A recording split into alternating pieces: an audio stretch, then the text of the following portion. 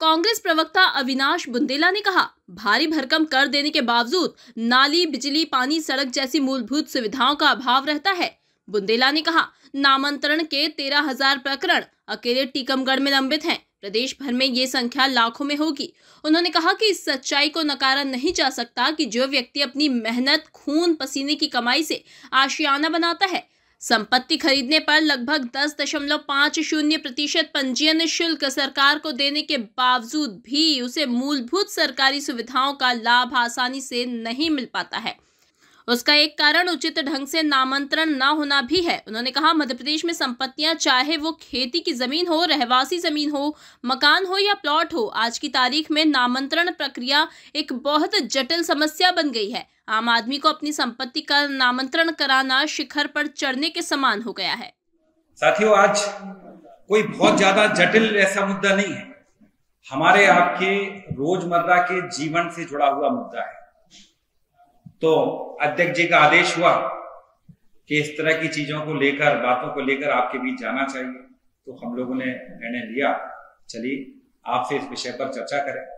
आप देखें कि जब भी हम अपने जीवन की शुरुआत करते हैं, कोई युवा नौकरी पाता है, नौकरी पाने के बाद शादी ब्याह होता है, उसका सपना होता है कि मैं सबसे पहले एक घर ले लूं, एक प्लाट ले लूं, एक फ्लैट ले लूं, और कभी उसके बाद फिर एक सपना होता है कभी एक फार्म हाउस बनाऊं।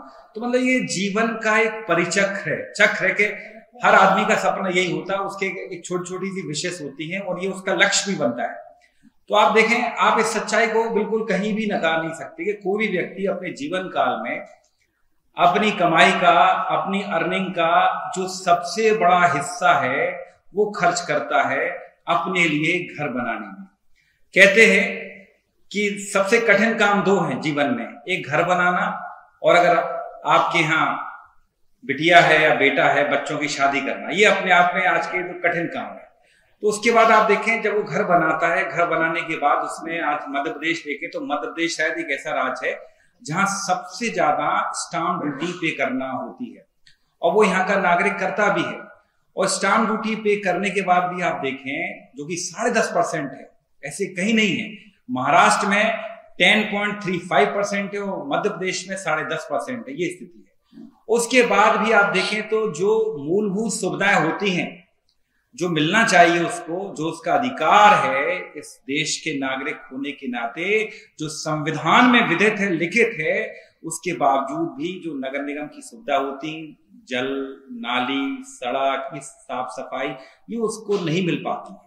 और इसके बाद जब वो ज्यादा मकान खरीदने के बाद, अगर मकान खरीदा, प्लॉट खरीदा, उसमें होती है बटान। तो बटान कराने में भी, नामांतरण कराने में उसको वो प्रक्रिया एकदम पर्वत चढ़ने के समान है, शिखर चढ़ने के समान है। और आप देखेंगे जो दो चीजें हैं, बटान और नामांतरण, सबसे पहले मैं बात करूंगा नामांतरण की। बटान एक अलग तरह की प्रक्रिया है उससे ही जुड़ी, लेकिन नामांतरण मतलब जैसे आपने जो संपत्ति ली है, उस संपत्ति पर आपका नाम चढ़ जाए, वो नामांतरण होता है। तो आप देखें, वो एक बहुत ही कठिन प्रक्रिया है। अगर हम बात करें, अगर कोई व्यक्ति की थोड़ी बहुत जान पहचान है, कोई व्यक्ति थोड़ा सा इन्फ्लुएंशियल है, सिफारिश है, जुड़ा हुआ है, टेबल के नीचे से जाए, सेवा शुल्क दे, सबके रेट फिक्स हैं, तो हो सकता है उसका जो नामांतरण है 2 महीने 3 महीने में हो जाए। लेकिन उसके लिए उसको पटवारी से, आरआई से, नायब तहसीलदार से मेल मुलाकात करनी होगी। बिना मेल मुलाकात किए उसका काम नहीं हो पाएगा। और सबसे बड़ा मजाक तो ये है कि जो व्यक्ति रजिस्ट्री कराता है, सरकार खुद ही उसको डॉक्यूमेंट देती है।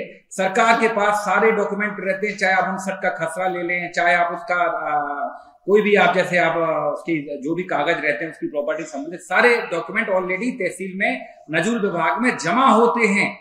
फिर भी सरकार, नजूल विभाग, तहसील डिपार्टमेंट उससे कहता है ये डॉक्यूमेंट लेकर आओ।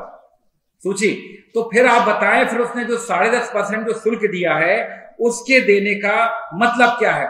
सरकार कहती है कि सन 59 का रिकॉर्ड लेके आओ, 58 का रिकॉर्ड लेके आओ, पिछले 12 साल के निरंतर आप खसरे लेकर आओ। कहने को खसरे ऑनलाइन निकल जाते हैं, लेकिन आप देख लें, उन ऑनलाइन खसरों का भी कोई महत्व नहीं होता जब तक वो बटर पेपर पर उनको ट्रेस ना किया गया हो। ये हकीकत है वर्तमान में मध्य प्रदेश में।